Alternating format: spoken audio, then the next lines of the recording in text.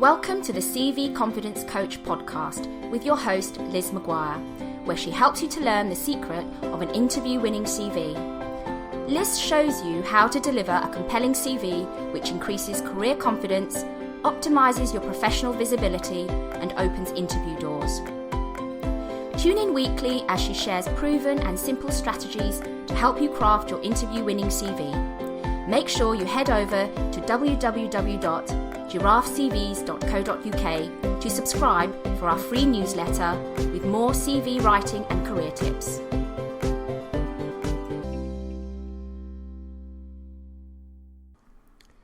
Hello once again. Thanks for coming back and listening to the CV Confidence Coach podcast. This week I thought I'd return to our title subject, CVs, and talk about something that's often overlooked when writing your CV. And this is the magical moment when you've actually finished writing your CV, you're as happy with it as you're going to be, and you're ready to send it off to a potential employer or recruiter. And the issue I want to talk about is selecting a file name for your CV. Now, your CV's file name is something that's often overlooked, but in fact, it's a valuable piece of real estate that can really position you in the recruiter's mind, or it can make you look inconsequent. So it's got a valuable role to play, and it's important to give it its due consideration. The main thing I want to say is avoid naming your CV something along the lines of CV.doc. Now, this scarily original tactic will be used by countless other job seekers, and although it makes perfect sense when it's on your PC to call your CV CV.doc, once your CV is outside the confines of your PC, there's no immediate way for the person who receives it to differentiate it from the files of other applicants who will have had the same original idea.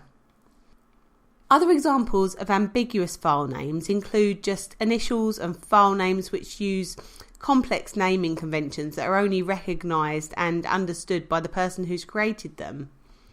So, sure, the recruiter might end up renaming your file to something a bit more sensible, but let's face it, they're under the cosh, they haven't got a lot of time, and imagine how arduous that task could become once one CV that needs renaming is magnified to take into account hundreds of other applications.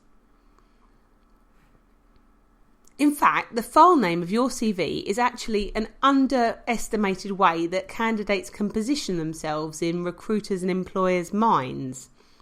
It really is good and sensible practice to use your own name within the file name. It may seem obvious, but lots of people overlook this. And using your name as the file name will really help the reader to identify your CV as yours at a glance. And it also has the added benefit of making the reader read your name more than one time than they otherwise would at the top of your CV. And it could even increase their capacity to remember your name. It's all good, wouldn't you agree? So examples would be John Smith CV.doc with no spaces. And I'd probably recommend capitalising the name and surname. Or you could have John_Smith_CV.doc. Or even John-Smith-CV.doc. Furthermore, you could use your CV file name as a personal branding opportunity. Even if your CV file name isn't a variation of the very original CV.doc, the chances are that you're not using this piece of CV real estate to its full potential. So how can you make this opportunity bigger? Well, consider adding a keyword or two to describe your role or USP to your file name. Now, it's important that you do still use your name at the front of your file name, but you could add a keyword or two after that. For example, you could have John-Smith-CV-CFO.doc or John-Smith-CV-marketing-manager.doc. Obviously, only good if you are actually a chief financial officer or a marketing manager, but you can insert your own keywords to suit. People often add the year or date that they last amended their CV to their file name. And they do this because they've got a ton of CV versions on their PC and they want to keep them all because they don't want to lose any information from time gone by. And having the year or date there enables them to quickly identify the version that they need. But once it's off your PC, again, it's not so relevant. Adding the date or year won't earn you any brownie points. A recruiter will expect your CV to be bang up to date anyway. And worse still would be sending a file named along the lines of CV 2009.doc. This is a clear indication that you haven't updated your CV this year or even this decade. Uh-oh.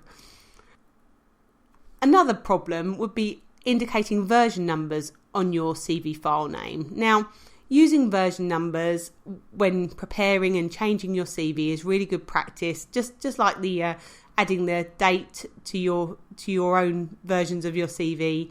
It helps you to work out which version is which and so on. But once you're ready to actually send your CV to a recruiter, I'd advise renaming your file in line with the guidelines I've just stated. And also avoid using terms like final or updated or revised. It means something to you, but really the recruiter is expecting to see the final best possible version of your CV and the updated version of your CV. So these words really don't add any value once the CV has left your PC.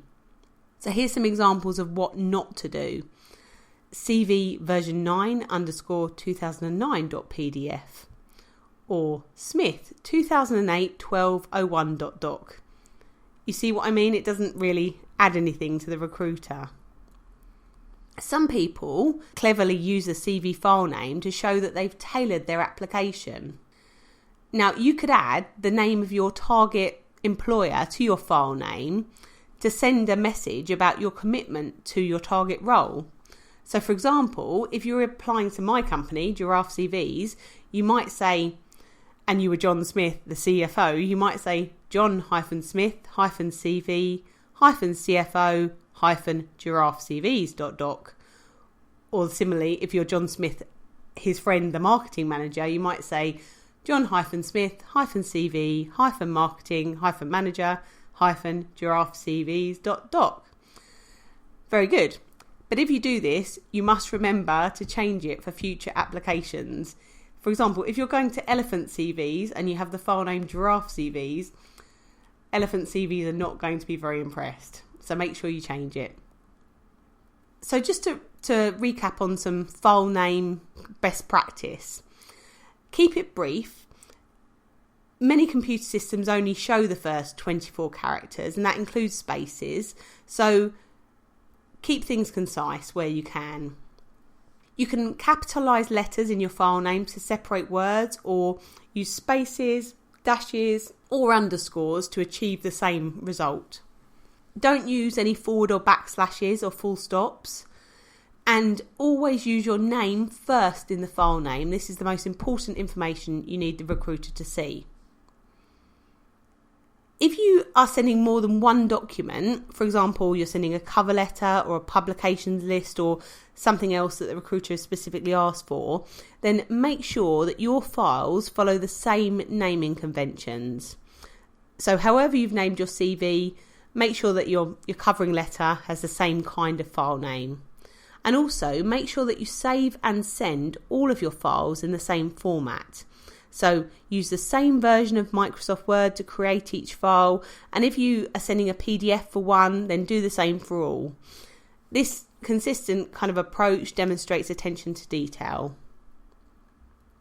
So as an example again, John_Smith_CV.doc, and your cover letter would be John_Smith_cover_letter.doc.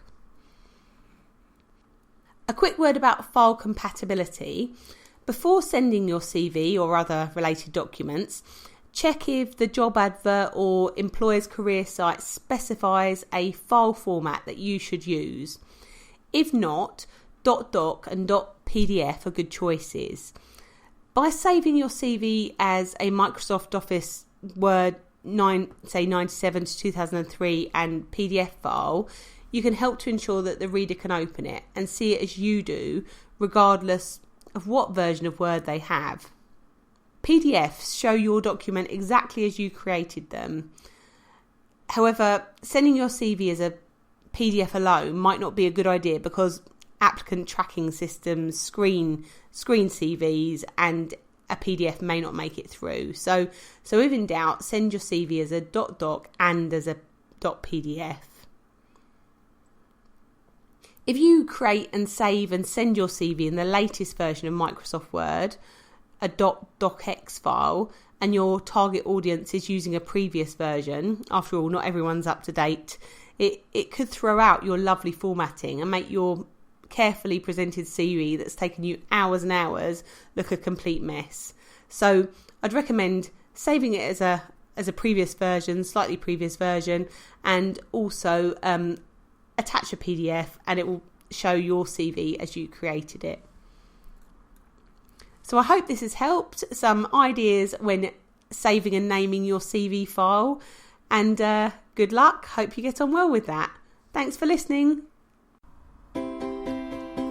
We hope you enjoyed this episode of the CV Confidence Coach podcast. If you did, please do leave a review and subscribe here in iTunes to make sure you don't miss the next show. Head on over to www.giraffecvs.co.uk to subscribe for our free newsletter for more CV writing and career